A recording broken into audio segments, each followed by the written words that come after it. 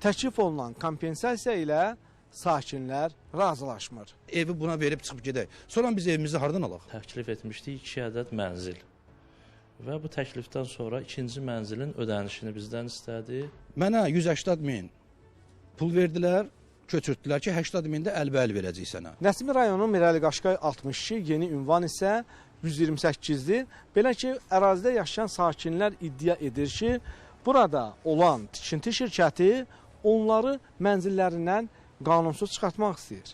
Belə ki, şirkət tərəfindən təklif olunan kompensasiya ilə sakinlər razılaşmır. Mənim şikayətim AA Monolit MTK şirkətindəndir. Mən bunlarla razılaşdım, mənim sözlərimlə razılaşdılar. Şəxsi torpaqdır, öz mülkiyyətimdədir, evim də şəxsidir, 80 kvadrat torpağımdır, 80 kvadrat da evimdir. Mənə bir 2 otaq təmirdir, bir də 260 min manat pul verməlidirlər. Torpağımız da evimiz də şəxsidir, özümüzündir. Qeyri-qanunsuz Nəsim məhkəməsində qərar çıxardılar, bizsiz. Rəy çıxardıblar ki, bura qəzalıdır. Məhkəmələrə mən girmədim də, dedim ki, əməliyyatda olmuşam, iştirak eləmədim. Mənim adımdan da məhkəmədə qərar çıxardılıb.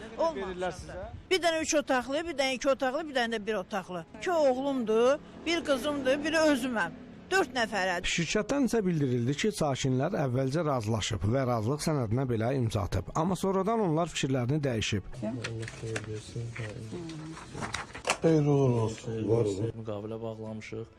Ödəmələrin də hesablarına köçürmüşük. Buna baxmayaraq onlar hər gün başqa-başqa fikirlərlə müraciət edirlər, şirkətin işlərinə maneçilik törədirlər. Və məhkəmənin qətnaməsi var. İlkin instansiya məhkəməsinin. Şikayətçi Ceyhun Cəfərov bildirir ki, 180 min manat ödənildikdən sonra qalan 80 min manat hələ də ödənilməyib. Bundan əlavə 10 gün müddətinə köçürülməli olduqları proses 6 ayda uzanır. Bu ləngimədə şirkətin onlara verəcəyi 2 otaqlı evi şübhə altına alır. Çünki verilməli olan 80 min manat Cəfərovlar ailəsinə çatmayıb. Mənim o müqavilədə qolum yoxdur, birgə nikah dövründə alınmış evdir, mən müqavilə razılığı verməmişəm.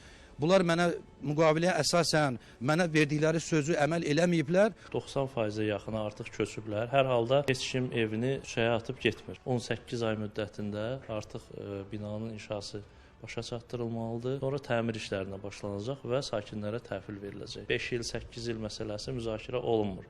Hamısı sakinlərin mənzilləri vaxtında tərk eləməsindən asılıdır. Sakinlər hakimin çıxardığı qərardan şikayət verəcəyini bildirir. Amma yenə də hər iki tərəf bunu məhkəmə müstəvisinə getmədən həll edə bilər. Bunun üçün qarşılıqlı razılığın olması mütləqdir. Yenə də düşünməyə dəyər.